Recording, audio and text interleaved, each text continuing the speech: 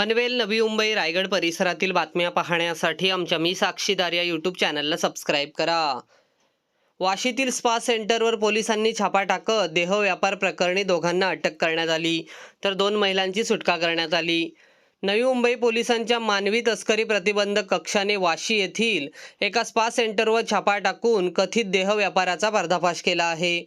या कारवाईत spa centre चालवणाऱ्या एका महिला संचालिका आणि एका व्यवस्थापकाला अटक करण्यात आली असून 2 महिलांची सुटका करण्यात आली आहे.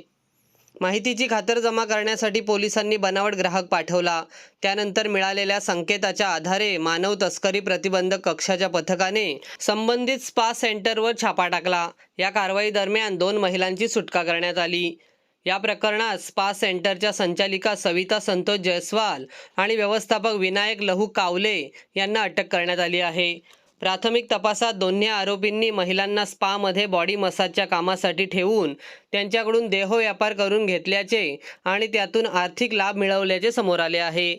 या प्रकरणी वाशी पोलीस ठाण्यात भारतीय न्याय संहितेतील संबंधित कलमे तसेच अनैतिक देहव्यापार अधिनियम 1956 अंतर्गत गुन्हा दाखल करण्यात आला आहे.